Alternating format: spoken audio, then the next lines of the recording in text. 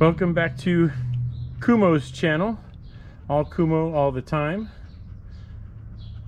He just thinks he's going to the dog park even though the car is still up in the air.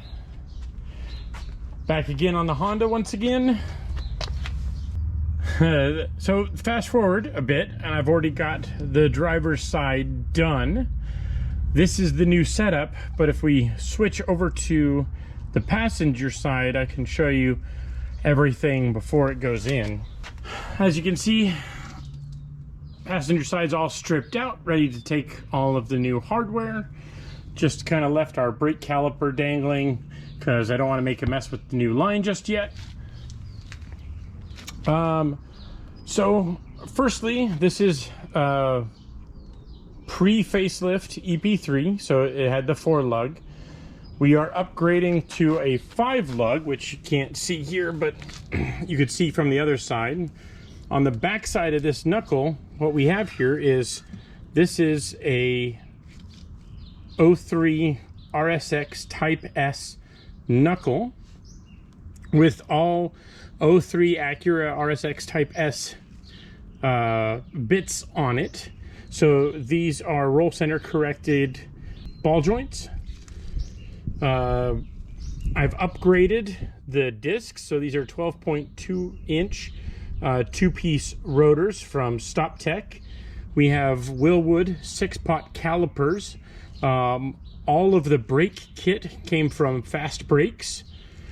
To go with this setup, because the reason I went with this RSX Type S corner is because the bearing that's inside of the knuckle is actually wider, so it supports lateral loads better. So if you're wheeling around a track, it'll just cope with those lateral loads better than the stock EP3 stuff will.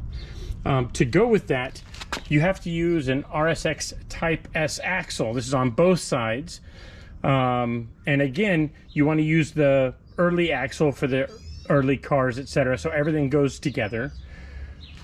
Just like the rears, we have our Fortune Auto 510 adjustable coilovers. You can see these are inverted tube. That's why it looks so massive. The cylinder here is because it's actually upside down inside of here. And what would normally be the top is down at the bottom.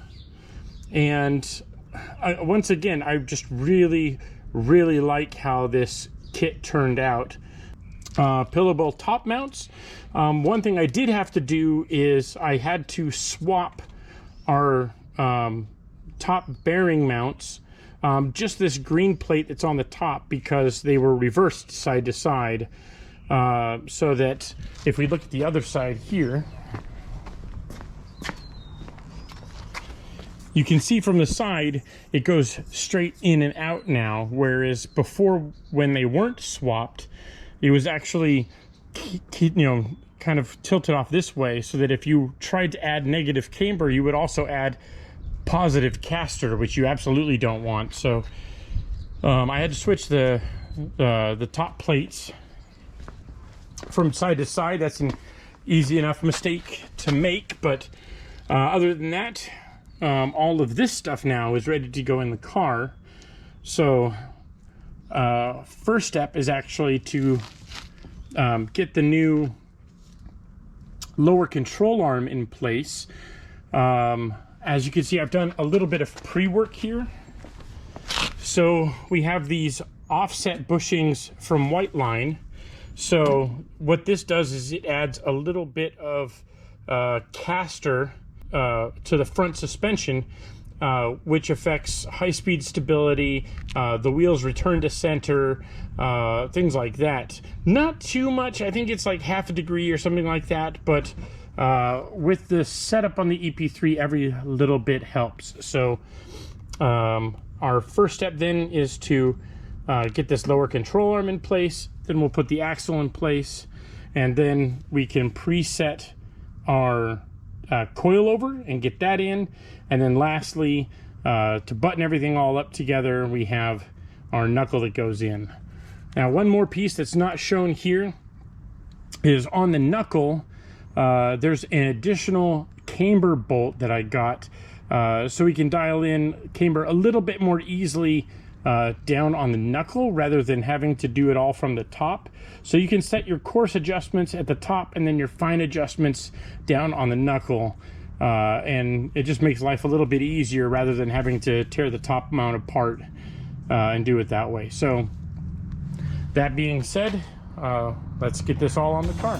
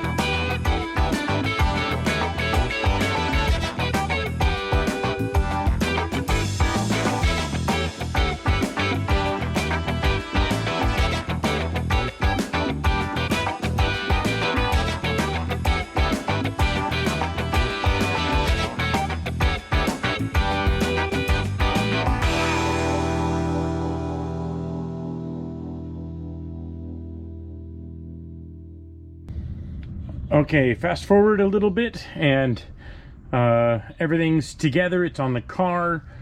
A couple things I wanted to point out is up here you can see my tie rod end.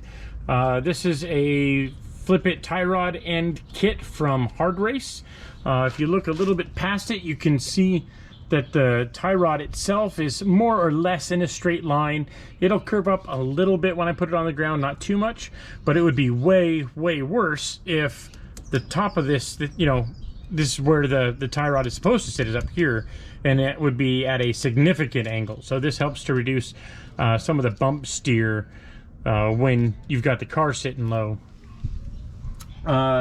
Something else anyone with sharp eyes may have noticed is there's a little arrow here on the face of the caliper, and well, previously I had it on backwards, so I had right on left, left on right, and what this is this indicates the direction the rotor is spinning. And that's important because there's different sizes of pistons in here, so you have a leading and trailing, and that affects how the pad meets the rotor, and it's very important that you get these on the right side.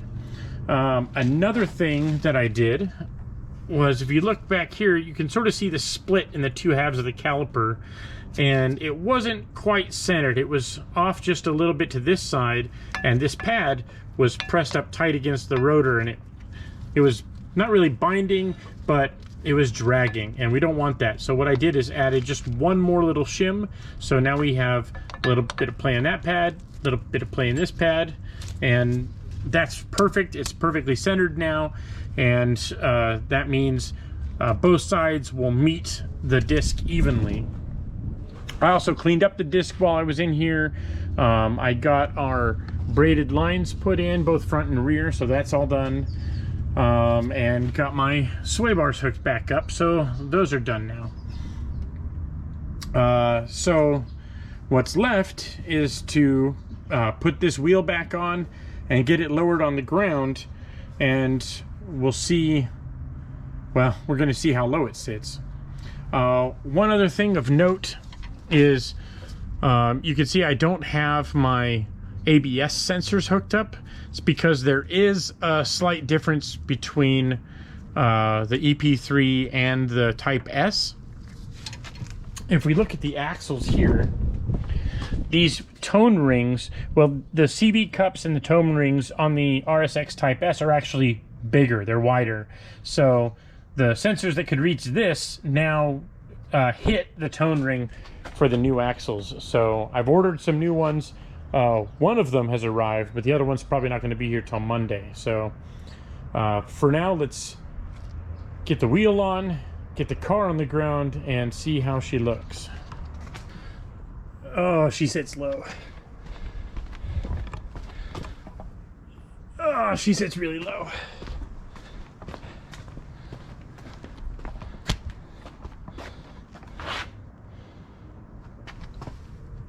Oh, just dumped.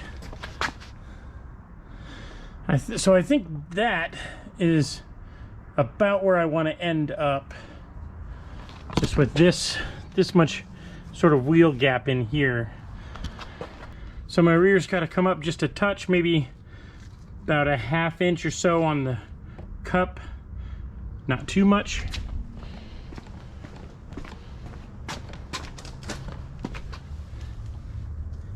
Yeah, same for this side.